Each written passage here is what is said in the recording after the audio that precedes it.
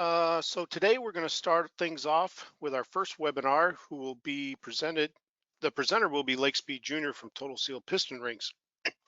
Lake will be speaking about what is tribology and why you should care. So without further ado, I will turn it over to Lake for his presentation. Lake, it's all yours. Thank you, Steve. Appreciate it. Thank you again, everybody joining. I've been watching the counter, everybody coming up. It's been pretty awesome to see this many people coming on board and watching today. So hopefully everybody's in for a great day. It's going to be a fantastic day. So let's go ahead and get on with it. Pull my screen up here.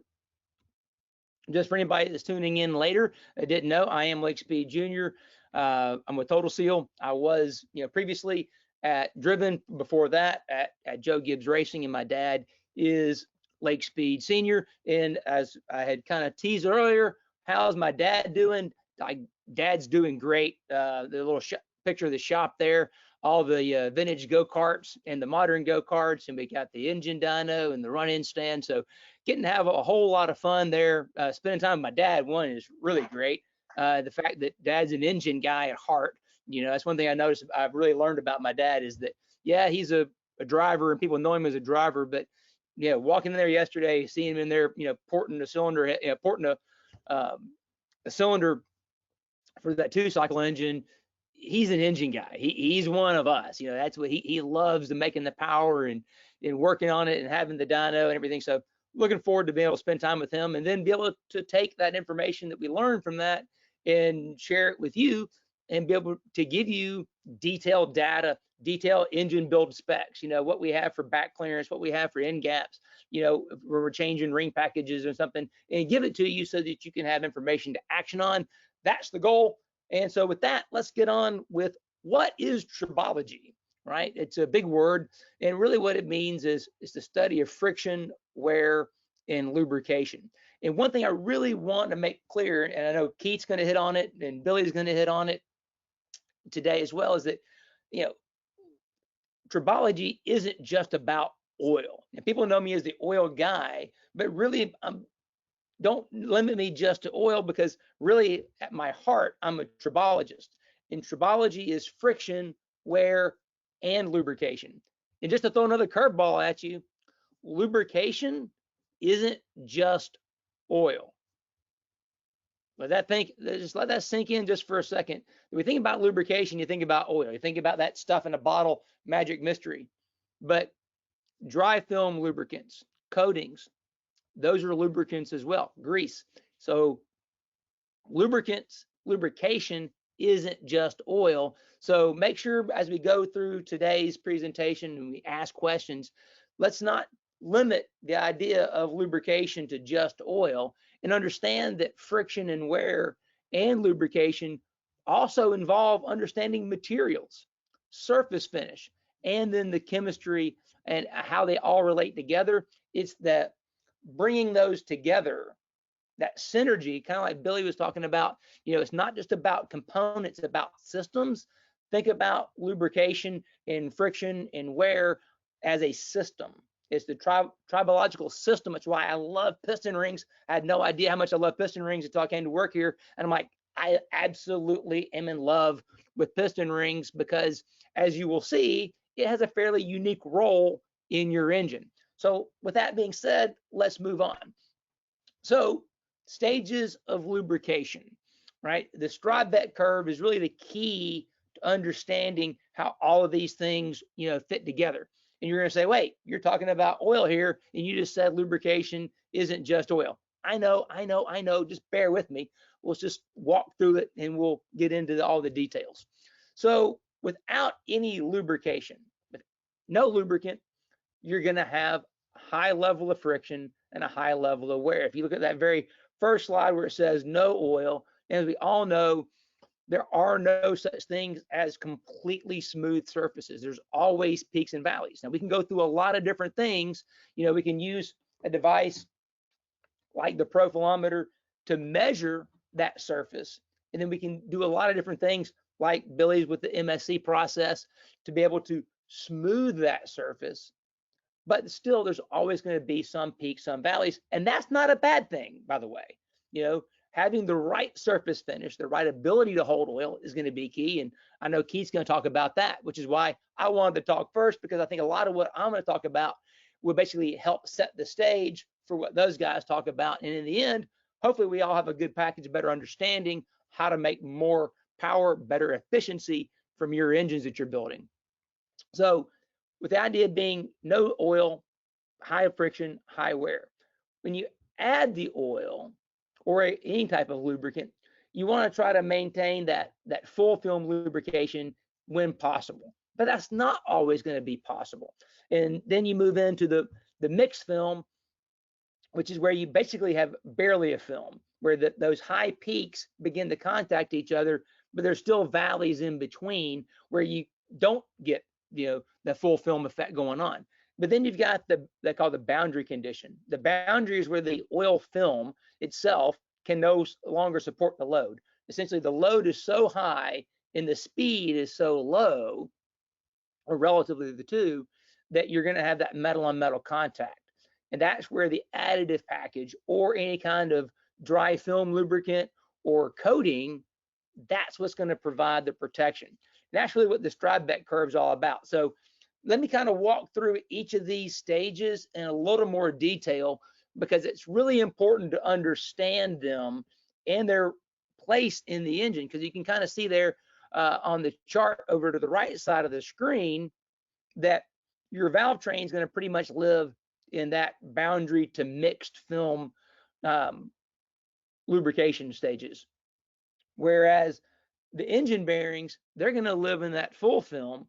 But as I mentioned, piston ring, my favorite thing in the engine now, it lives in all three. It experiences boundary, mixed, and hydrodynamic full film in each engine cycle.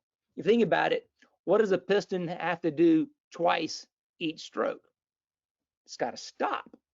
So for it to stop, it's got to basically come to, it's going to be at mid-stroke, it's going to be at full speed, right? The highest velocity. And then from that mid-stroke to TDC, it has to slow down. So as it slows down, approaching TDC on the compression stroke, what happens? You have building cylinder pressure because you're compressing that intake charge. As that cylinder pressure is increasing and my speed is decreasing, what's happening is I have load increasing, speed decreasing, which, as you can see, the calculation there for the Stradbeck curve is viscosity times speed divided by load. So I have decreasing speed, increasing load, the oil viscosity staying the same. So what happens is I go from full film to mixed film to boundary. It happens twice every stroke. So a piston ring really sees everything in terms of lubrication, which is why I love piston rings. Because I'm a tribologist, I love tribology, and a piston ring is just living in tribology his whole life. So anyway, might I digress and rant? That's not why you're here. Let's move on into the more detailed discussion of each condition.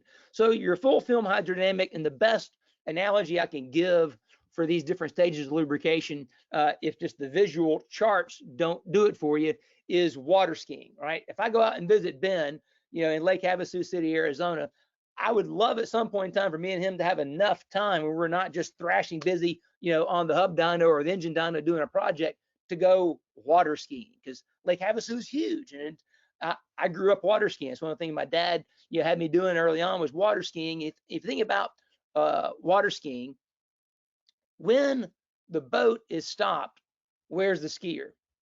It's down in the water, right?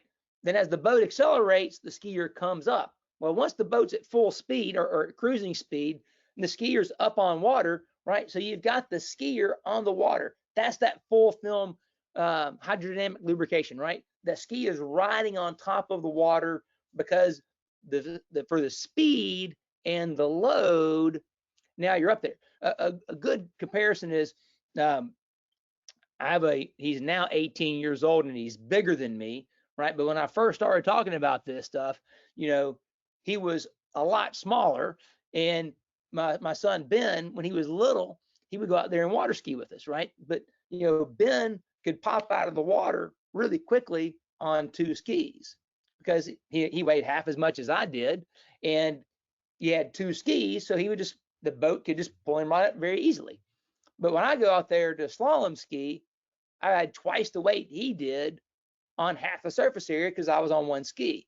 So the boat had to go a lot faster to get me up there. Hopefully that analogy is kind of helping make sense and ring true on what's going on here in terms of that full film. The mixed film is that transition state, right? We know that, when the boat's not moving the skiers down the water, but you don't just go from stop to moving, right? There's that transition stage where the boat begins to accelerate and the skier comes up out of the water. And that mixed film is that transition state. And a good analogy inside the engine for that mixed film is a hydraulic roller lifter, or even a solid roller lifter for that matter.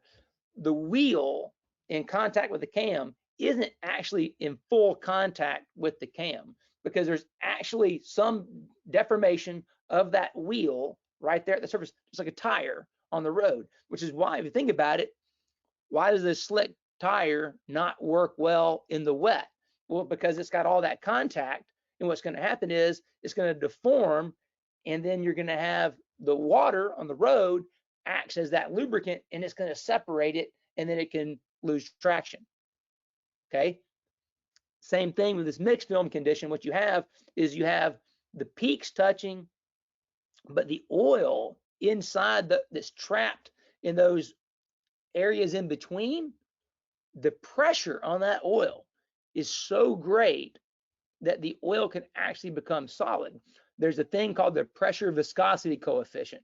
And Billy and I spent a lot of time when I was at Driven working on this, understanding how the pressure viscosity coefficient has an impact on things like valve train components, like hydraulic roller lifter wheels, push rod tips, and the such, is that as that pressure builds in that contact zone, you think about that wheel as it rolls over and it flattens and it traps the oil in there, and you have all the dynamic forces of the valve train pressing on that area, the viscosity of the oil increases.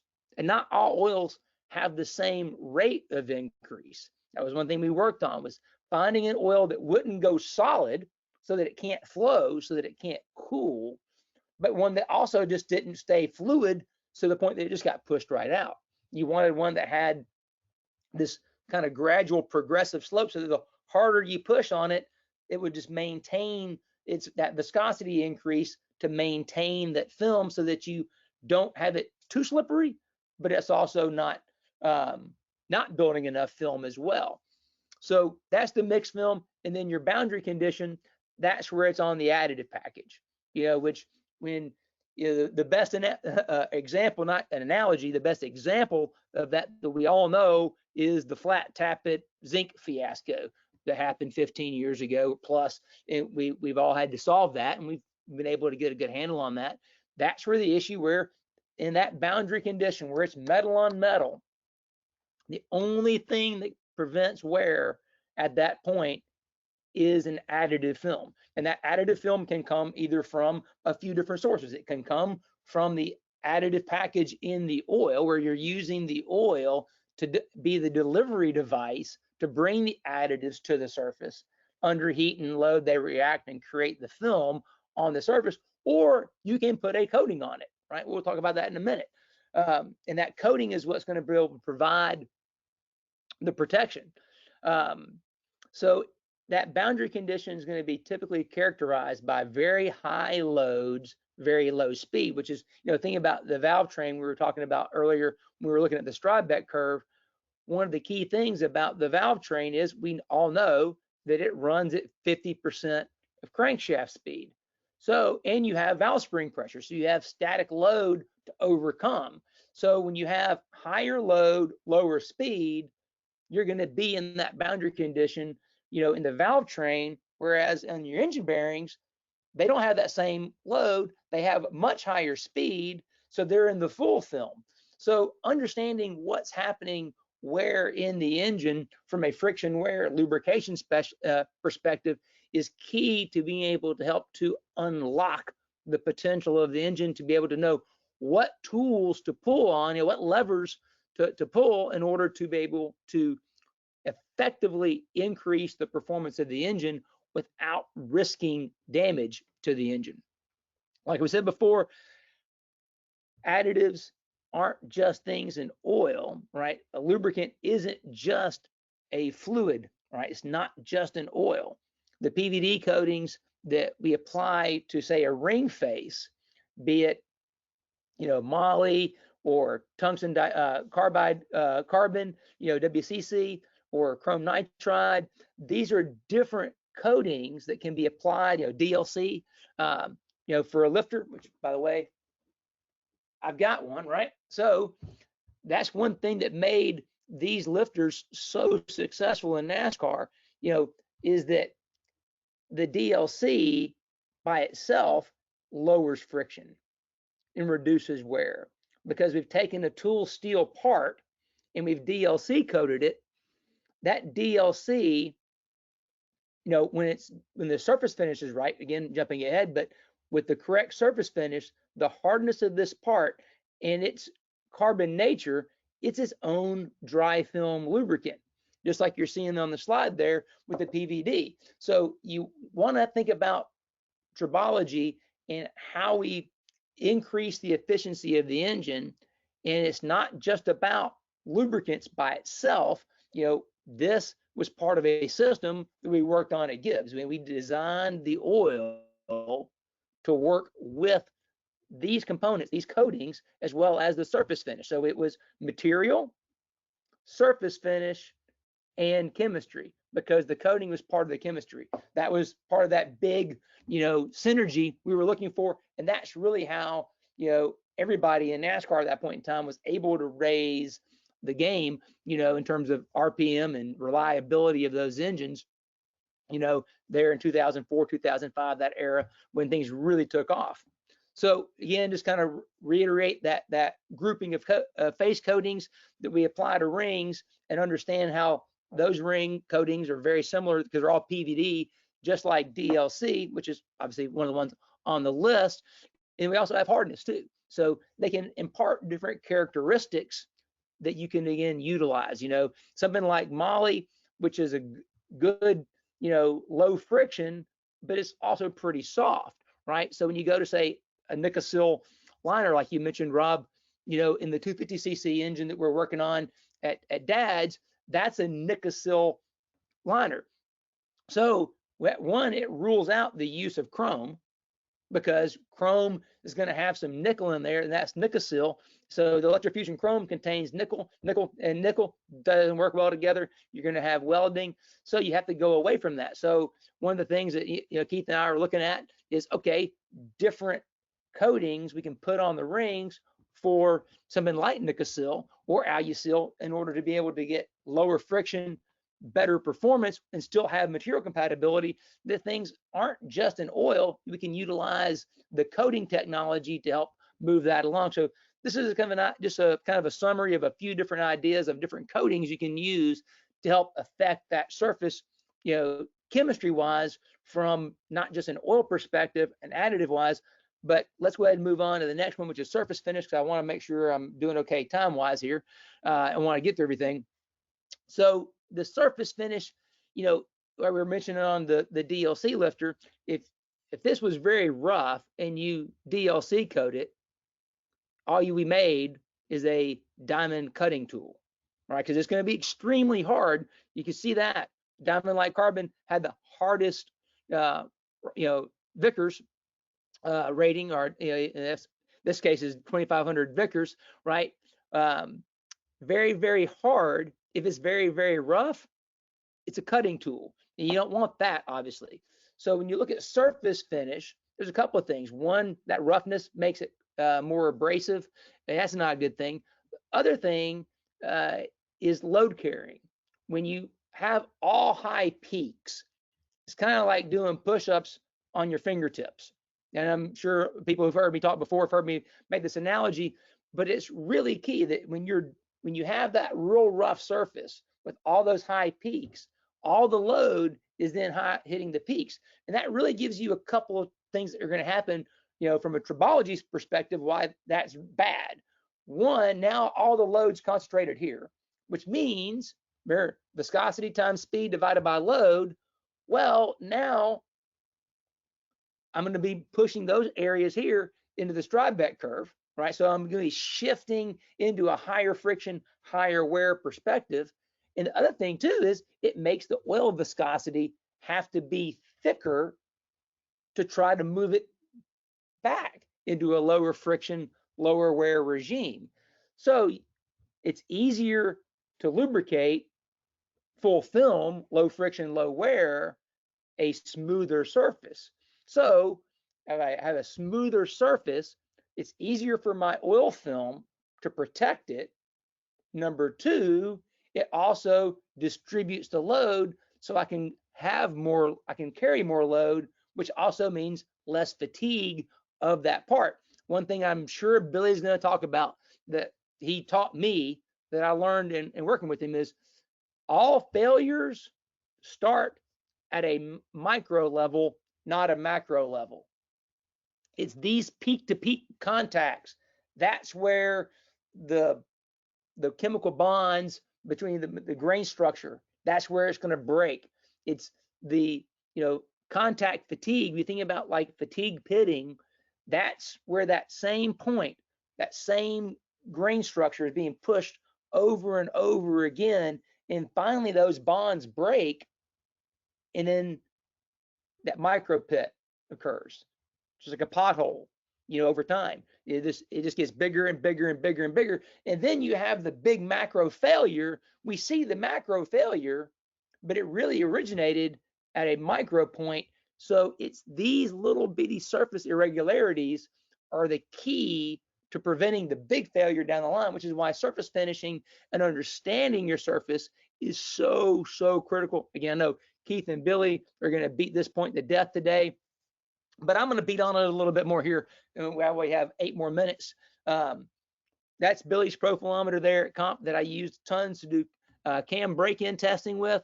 And one of the things that I want to kind of point out here on the slide is that, okay, the slide to the left there, if you look at the middle graph, right, this is the flat tappet cam before and after break-in. If you look at that kind of that middle to the bottom slide down there, you can see that surface roughness as ground pre-break-in. All right, so then we're going to put on assembly lubes, we're going to put in break-in oil, and then we're going to run it. And what you see when you look at the one on the right, you can see that there's still some valleys there, which is key because those valleys will hold oil. It's important to have some surface irregularities, some roughness to hold oil, because as we were going to cover in the end, proper lubrication is right oil, right place, right time, right amount. So you can't have a surface so smooth that it's devoid of any ability to hold oil, but you don't want it so rough that everything's point loaded, because that's going to increase friction, increase wear, cause fatigue problems and things like that. So you can kind of see pre-break-in, post-break-in, as everything kind of breaks in, smooths out. You can see that transition. A few weeks back, the guys from Line to Line did a seminar with AERA, and one of the things I really liked about their abradable skirt coating is that it can kind of show you in this slide that change, that when you have something that's very hard, thin coating that doesn't change, that say the skirt profile, all that load is being concentrated at the highest area. And that thin, hard coating doesn't change that much, but with their little bit softer skirt coating, it abrades and kind of conforms to the natural distortion of that cylinder. Now you more uniformly distribute the load. So that way, that on the Strybeck curve, you're less towards boundary, more towards mixed film, which is going to mean you can carry more load, which means that piston skirt shape with that abradable coating can now handle more cylinder pressure before you have a rupture of the oil film, which then is going to basically put more wear on the board, because you're relying more on the additive package in the oil. So the oil itself loves this. It's going to be a help for that. And in comparison to the flat tappet cam, here's what that skirt coating looks like prior to break-in, post break-in. You can still see that same thing. You go from those peaks and valleys, and as it starts to break in, there's still a valley to hold oil, but you're getting more flat, that plateau that can hold the load, which is the key to being able to provide a surface that's durable, low friction, low wear. Because in the end, that's how you're going to make the most efficiency and durability, is to have surfaces that are smooth, that can hold load, but still provide good durability and low wear. So surface speed. So what does surface speed have to do with this? Obviously, when Ben talks about, spinal tap and 11,000 RPM engine, that's a thing you got to kind of keep in mind, is that as surface speeds increase, right? When you go from no surface speed, you have very high load, very low speed, right? Stradbeck curve, you're in that boundary condition. That's going to be the highest friction, highest wear.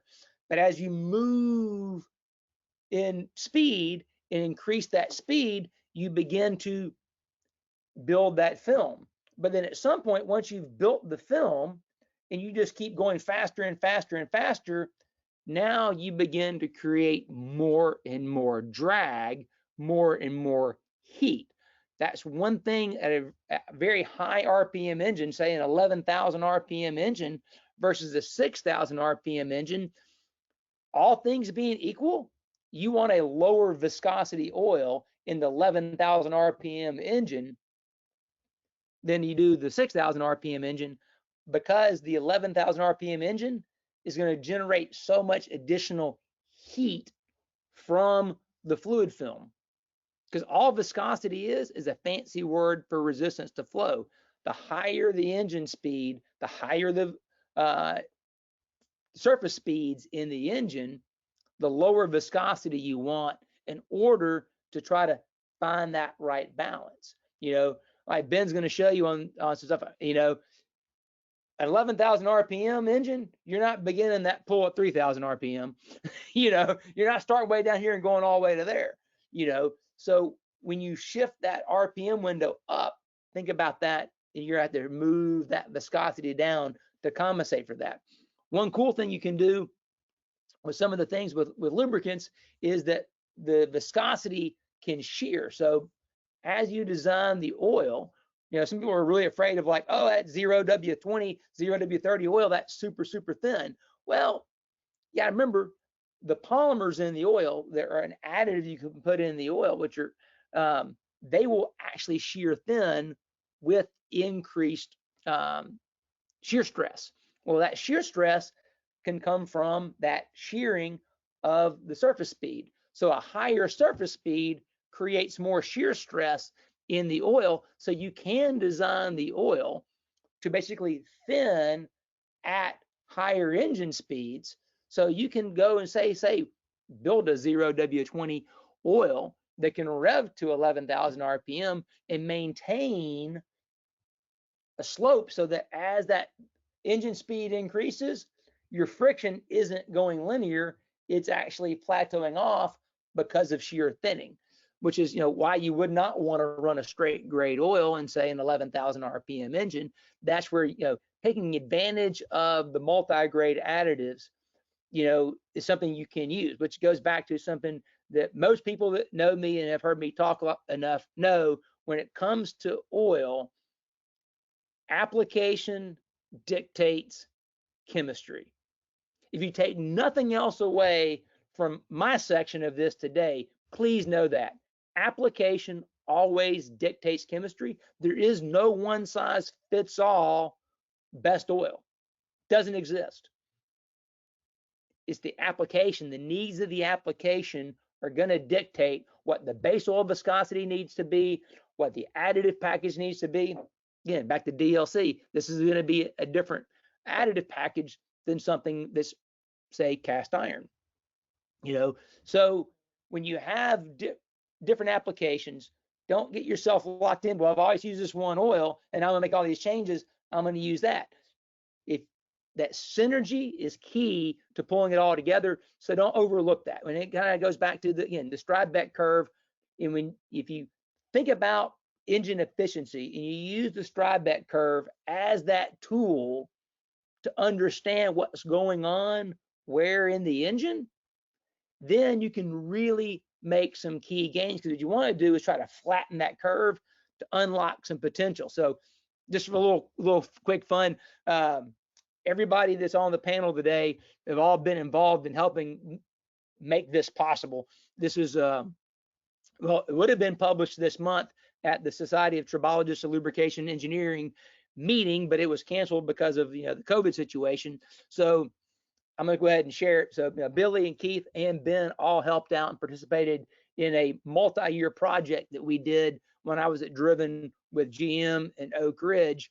And what you see here is a Stride curve that GM had ran on one of their simulation rigs, where they took 5W30 Mobile 1 Gen 2, and then they changed to some different oils we were running.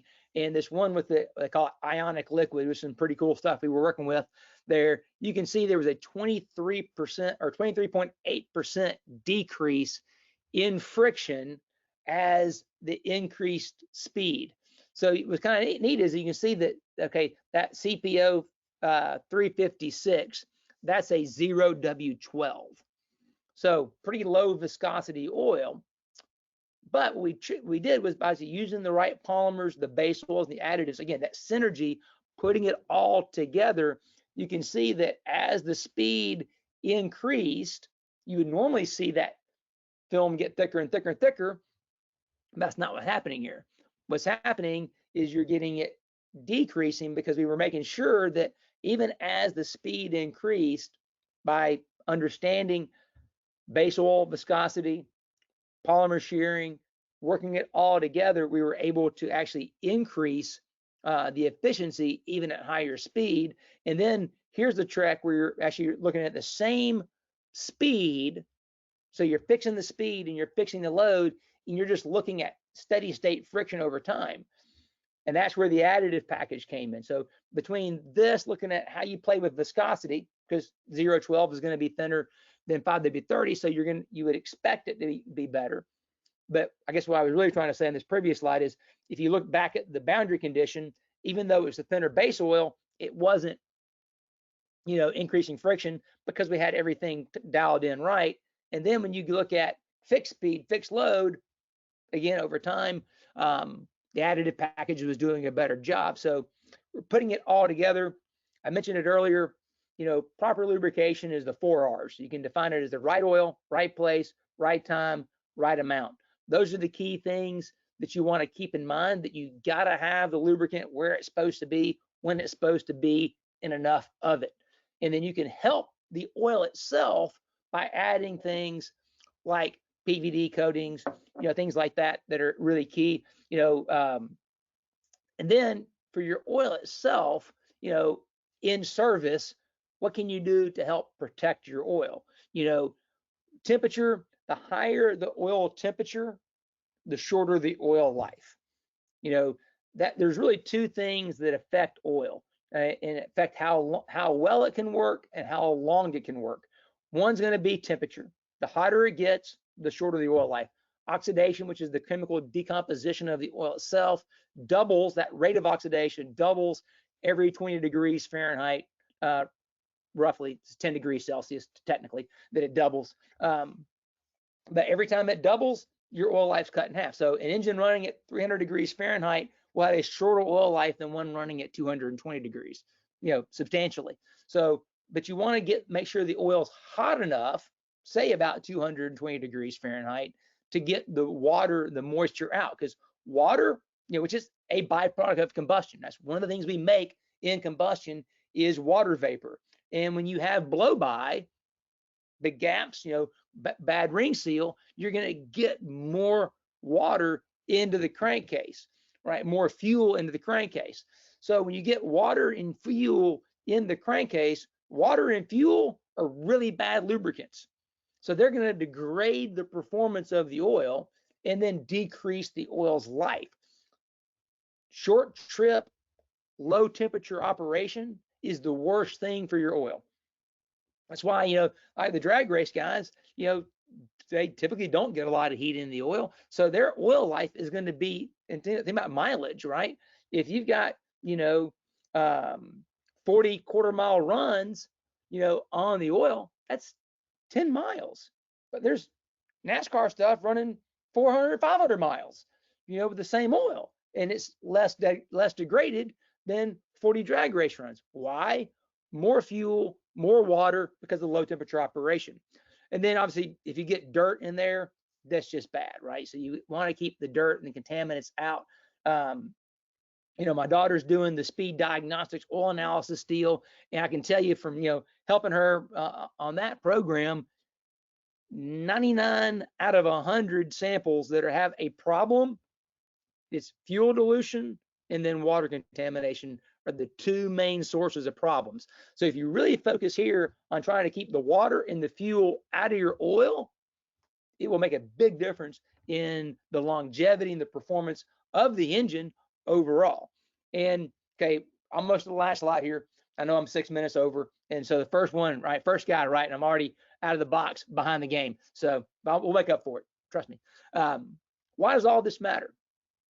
Why this really matters, why we're talking about tribology, is because outside of putting a supercharger or turbocharger on there, you do all this work, to get as much air into the engine as you can and get the right amount of fuel in the engine in order to make power, to create that heat energy that's going to move the piston to make energy, to make the engine make power.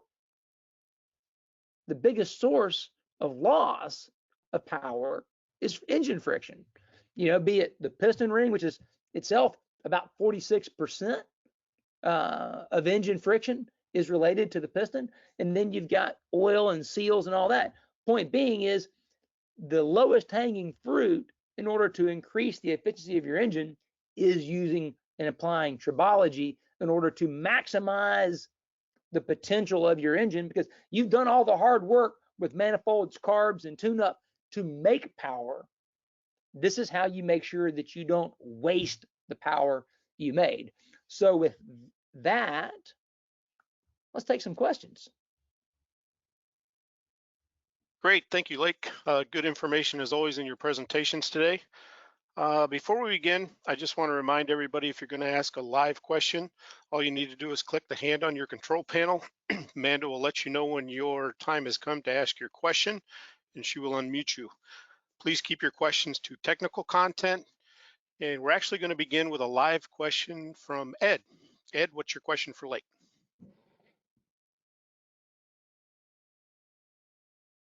Hello, Ed.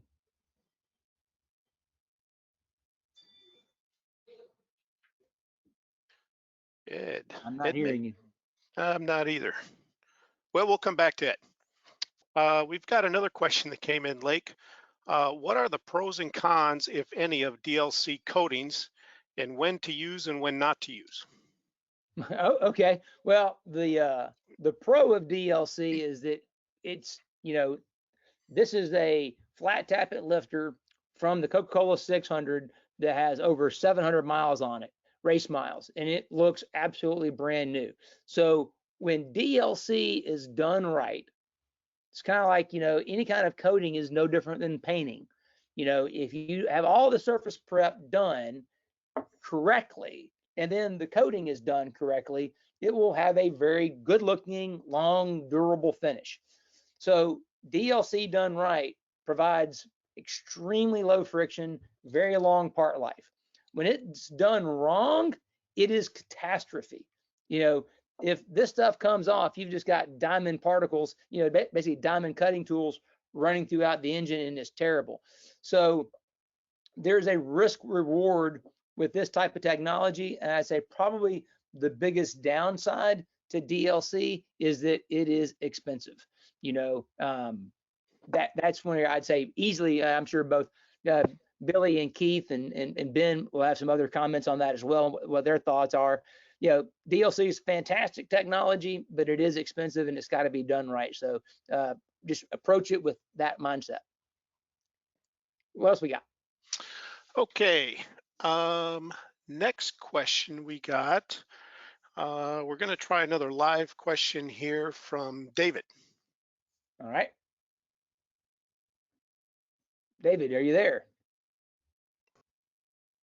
It looks like I'm having trouble unmuting David's line, but I see he did type in a question here as well.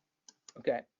Looks like it was Oh, any here. coating. You see it there, Steve? Yes, I do. I'm sorry. All right, I will let you read it. Okay. Any coating to material combinations that work best? For example, specific coatings for aluminum, steel, ductile iron, etc. I'm not sure about what works best. You know, there's some things that don't work. You know, like we mentioned. You know, electrochrome with Nicosil, really bad. You know, you can't do that. So, you know, traditional chrome with Nicosil is a material incompatibility. You know, really what I'd say is, you know, if you can avoid the stuff that's bad, you've already, you know, moved yourself, you know, in a good way. You know, if I think back to say, I'm gonna look down here so I can see where I'm at. And when we talk about good and bad, we also have to kind of define what do we mean by good? What's the objective, right? You know, if it's, I'm going to use titanium nitride and WCC as an example. So if low friction is your goal, right? So a WCC face coating on a ring face for, you know, compacted graphite or you know, or gray cast iron bore, that's going to be your lowest friction combination in terms of a dry film lubricant, you know, thin film coating. But it's not going to live as long as titanium nitride. So nitride will live longer, but it will have a higher friction coefficient, you know, which again, nitride, great with a Nicosil bore because Nicosil is very hard. Titanium nitride is pretty hard. So you've got more closely matched hardness. And so the longevity of that's really good. You know, one of the coolest things that we ever did when I was at Driven, you know, with that little test engine we ran out there at Shavers is that, you know, Keith, you know, said, here, let's put some titanium nitride coated diamond finish rings in that engine. You know, not only do they make more horsepower because they were, you know, 0.7 millimeter diamond finish rings, that nitride coating, although harder to break in, but of course we had the right braking oil and good break-in procedure, we were able to break it in successfully, no issues, no dramas. That, because of that hardness, that thing lasted forever. So it became more consistent, you know. So, you know, like I say, a bracket racer type of guy that's looking for consistency, I would go more towards something that's going to give you that better durability, less change over time. But if the goal is all out max friction reduction, lowest drag possible, well, then you need to change it. So it's a very long way of not giving you a definitive answer, but hopefully giving you kind of a frame set of what do you define the application first, like I mentioned earlier, then the chemistry will follow. So objective will then dictate what coating technology to apply. Great, thank you. Okay, we're going to try another live question here with Charlie. Charlie, you can go ahead and ask your question. I'm sorry, I'm still trying to absorb. My brain's a little slow today. Well, it's Friday, man. It's all good. Hey, but I can hear you, so that's a good thing. So third time's the charm. For an engine you want to ride on the street, say for a truck, good old Okay. pickup, 4-wheel drive type thing. Which would be the, and I'm assuming just plain iron cylinder bore. What would be the likely optimum, the titanium nitride or something a little softer than that? I would probably go. I mean, Keith can probably weigh in. I'm not sure if he's unmuted or not, but Keith is truly the ring whisperer. I'd say, you know, for longevity, right? You just want total longevity. I would do the either the chrome nitride or the titanium nitride. The chrome nitride is going to be really good. It's like it's not so it's a little bit softer than the titanium nitride, you know, so it won't be as hard. You know, it's going to be very durable. I think either one of those two. And then the key thing is you got to bring in the oil as part of that equation too, right? What oil you're running, make sure you're running the right viscosity for your bearing clearances, and then, you know, use something that, you know, that's good quality, and then, you know, change it regularly and let all the coating along with the oil work together. That will give you the longest durability possible. Did I answer your question? Great. We'll move on to our next question here, Lake.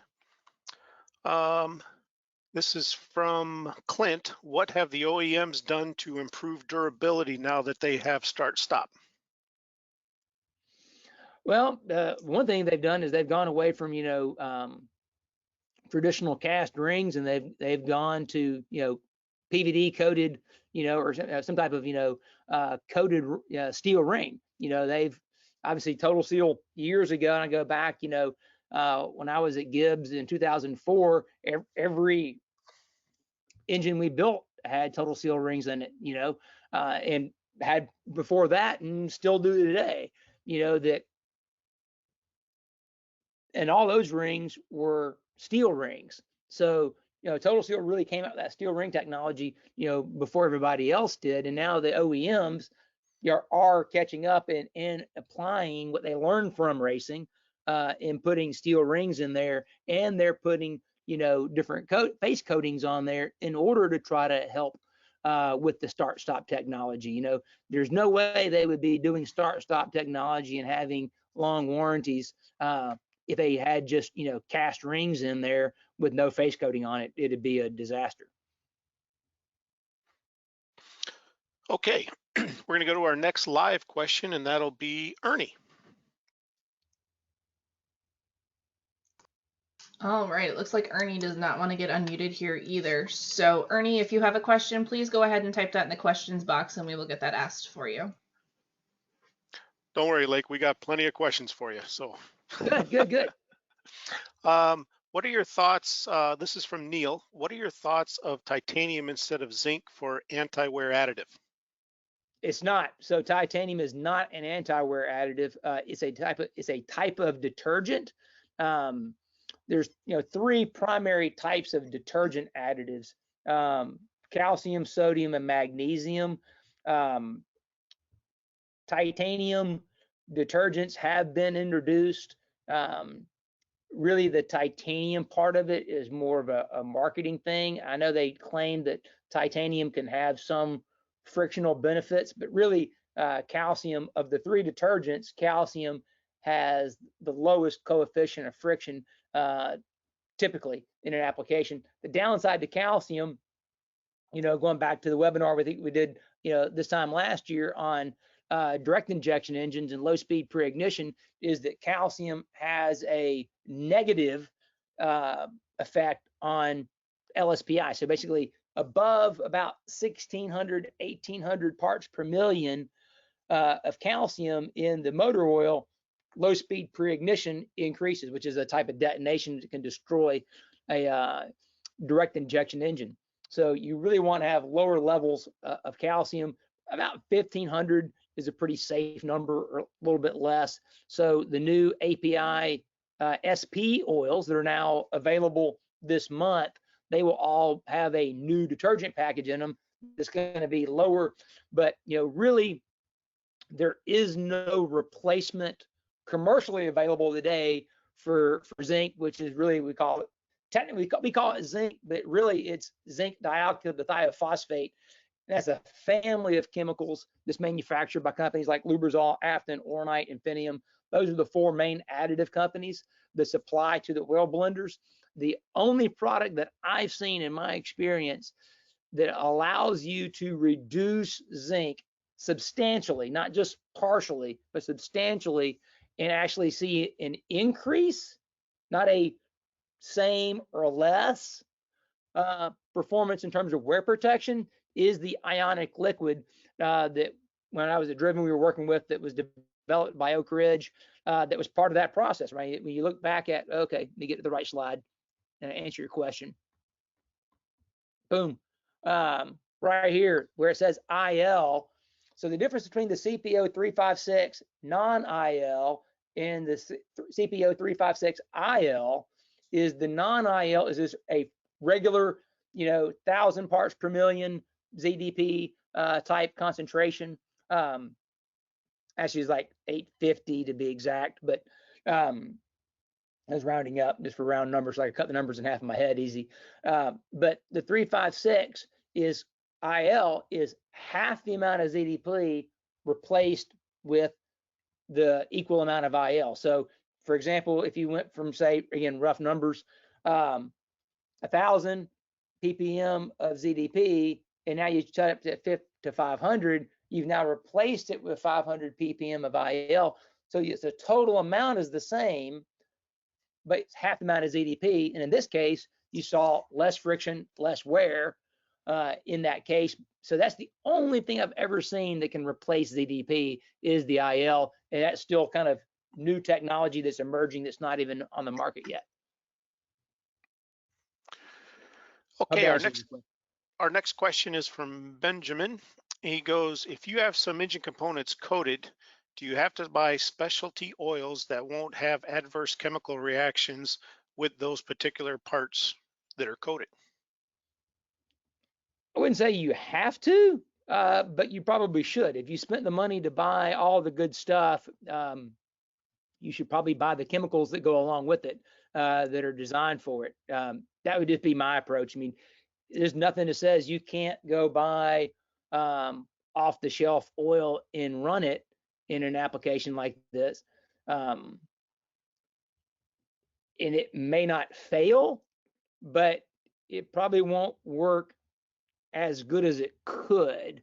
I mean, there are some series, IndyCar is an example where they run off the shelf. They make them run off the shelf Mobil 10 W40, and those engines do live. I can tell you from looking at used oil analysis reports from different engines running different oils, you can have, say, the same exact engine built by the same engine builder to the same spec, and see different wear metals based on an off-the-shelf oil versus a specialty oil. And I've seen it be half. Both engines are fine. Neither one of them are blowing up, but the wear rate is half with the specialty oil versus the off-the-shelf oil. And it's not because the off-the-shelf oil is bad. You got to remember, an off-the-shelf oil that's got the API symbols on it, it means it's designed to cover everything, a wide range of applications. So in that regard, it's got to be able to cover the short trip driving. It's got to be able to cover, towing up, the hills in Arizona and things like that. Whereas a specialty oil, because it's not trying to be all things to all people, it can narrowly focus on being the very best it can be for this specific application. And that's where it can be the A student. That's one thing I'll think about in terms of, race engine lubrication is, yeah, you can go to Walmart and you can buy something, you can put it in your motor, and it probably won't blow up this weekend. But how long will that engine live before it needs to be rebuilt versus if you use a specialty oil made for that application, the longevity of that engine will be longer with the specialty oil versus the generic oil, just for those reasons. Okay, our next question. Is there any particular characteristics to oil that one should use to help control piston slap during warm-up in colder climates? Well, that's a good question, and it's a catch-22. It's a double-edged sword. If you've got piston slap at startup in a cold environment, it's chicken or the egg type deal. You need viscosity to fill that gap, right? The reason why you're getting piston slap is because you got that cold, you've got more piston to wall clearance. So you need a high viscosity oil to fill the gap. The trick is a high viscosity oil by itself can't get there fast enough. It goes back to right oil, right place, right time, right amount. So what you would rather have in this environment is an oil that flows well at low temperature. You know, you'd want an oil that, I'm not saying you need a 0 grade oil, because I'm not sure exactly what temperature you're talking about. If it's sub-zero, or if it's 40 degrees, or if it's 100 degrees Fahrenheit. But what you want is an oil that can get there fast enough so that you can do it and still have enough viscosity to minimize that piston slap. But then that oil still has to maintain enough viscosity that as the engine heats up and gets to full operating temperature, it can do it. So there's a chart that I wrote when I was at Driven that you can get from Driven that is recommended oil viscosity based on bearing clearance and oil temperature.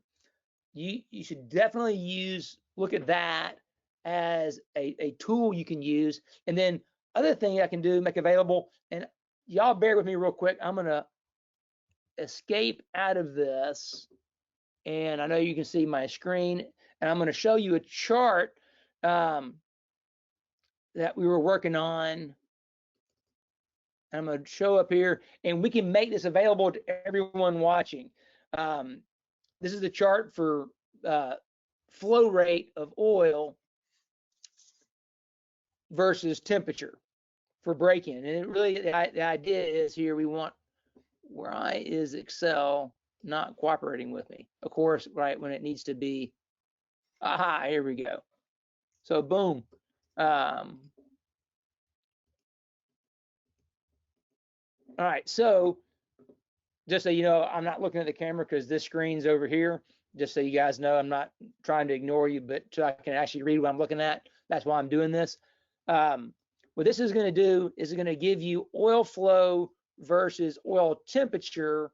It's for piston ring break-in, but your piston slap would also go with that. So this is going to give you based on fuel type and induction method, be it NA or boosted, gasoline versus an ethanol type blend fuel, which changes the air fuel ratio, which means how much fuel is interacting with the oil. These are viscosity grade recommendations based on temperature, operating temperature range, and then it will basically, those are just kind of summaries, and this gives you actual examples. So between the Driven chart and this chart should help give you some information on that. And again, everybody that's on this webinar, we'll be happy to send you this chart if you would like to have it. I'm not sure, Steve, how you want to handle that. If you just want to blast it to everybody or have them request it and then we can send it out, doesn't matter to me. But this is a tool that we can make available for you, and hopefully that helps answer your question. Perfect. Okay, we're going to try another live question here from Michael. And if it doesn't work, I do have his question. Oh, he's there. Perfect. All right, I hear him. Hey, Lake, how you doing today? Doing well, sir. Thank you for joining today. Hey, thank you. Question for you. A lot of people run these big inch motors on the street, aluminum jobs, and some of them are using the Morel type, tight tolerance hydraulic roller lifters and such. And the usual recommendation's been for, run like a 5W40 weight oil on that because of obviously the tolerance and such. But, with push rod loading, push rod loading in the small surface area of the plunger, but then you got bigger main journal clearances and such. Have there been any changes in the weight recommendation for that type of lifter, like with the additive package or molecular structuring that's going on with the newer oils? Not that I haven't heard Morel say anything about what their recommendation is, but you're right. That is a really it's a catch-22 situation when you've got an aluminum block engine, where you're going to have clearance growth, and you've got high spring pressure, so you're going to have load, on the push rod tips and all that. I know I'm going to sound way biased on this, but just bear with me. In all the testing I did at Driven, and trust me, I get paid zero to say this. I have no financial stake in this.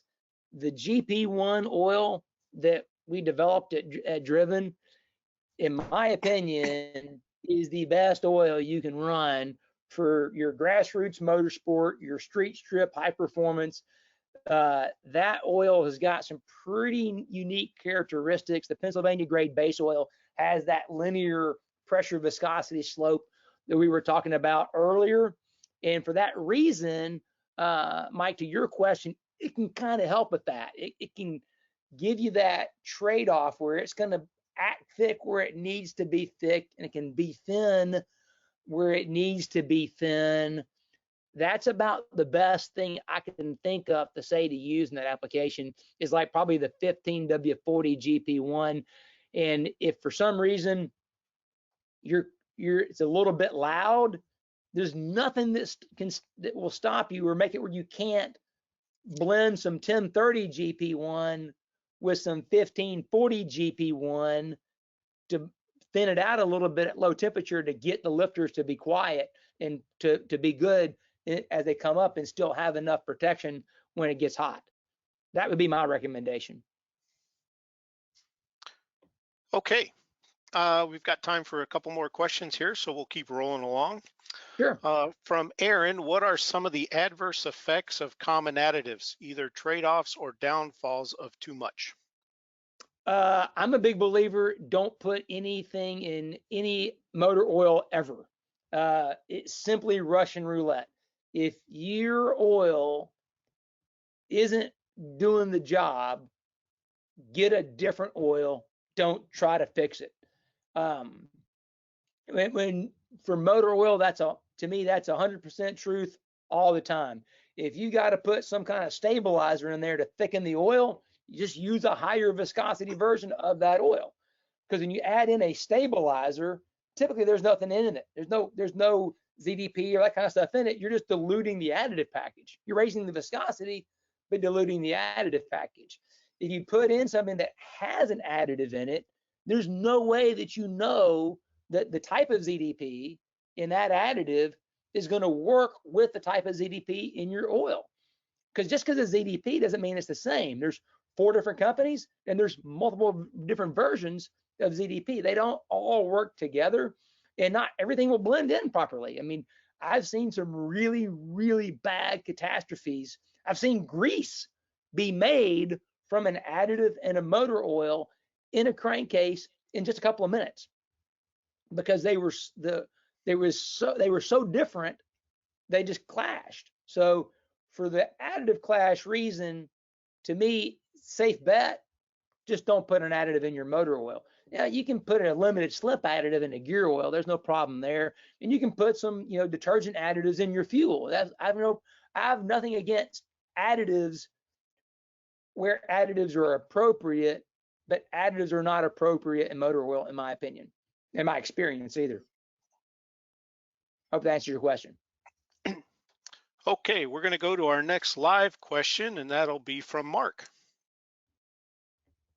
How you doing, Mark? Yes, this is Mark Neidick. Lake Speed, got a question for you on your oil temp, and you were saying that for every 20 degrees over 200 degrees, the oil life is cut by 50%. Just wondering, how do you determine what the actual oil life is? And what the engine I'm thinking about is a air-cooled Harley V-twin, and those engines routinely run 240, 250 degrees in hot weather. So maybe you can enlighten me a little bit more on that. Yeah. So, I mean, 240, 250, that's not crazy hot. That's fine. There's nothing to be concerned about. Hopefully, what I said didn't panic anybody. If the engine's running in that range, it's fine. That's most. I'd say oils are designed to work in that. They're routinely tested. API certified oils actually run in a 100-hour test at 300 degrees Fahrenheit. So that's a standard for even just off-the-shelf motor oil, is 100 hours at 300 degrees Fahrenheit. If that gives you a frame of reference what we're talking about. But to determine oil life in a specific, environment and application, the only scientific way to do that is to do used oil analysis, which looks at the oxidation, the chemical degradation of the oil, and you can look at that and look at the oxidation level, look at your wear metals, and then do, say, 1,000-mile drain, and then maybe a 3,000-mile drain, and then maybe a 5,000-mile drain of the same oil, and then look at it and compare those numbers, and then you can create a slope from that, and that will tell you, when it's optimal to change the oil. That's the only scientific way to do it. Everything else is just a guess. Hope that answers your question.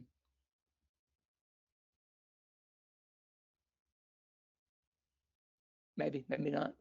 Technical problems? I don't know. No, might have lost Steve Nope. there for a second, Lake. So, Well, there he no, is. I was muted. Yep. I'm sorry. Our next question is from Joshua. For applications with leaded fuels, what can be done to prevent lead buildup on the pistons and rings? A good detergent package is the best thing you can do. Detergent additives in the motor oil can help with that. That's one key thing, is that if you're allowed to use an additive in the fuel, using a polyetheramine based fuel detergent additive can help clean pistons, combustion chambers, rings, all that. And then obviously you want to use an oil that has some detergent level in it. There are some race oils that are super low detergent, which helps the friction modifiers be, fully effective, right? You can get the most benefit from it.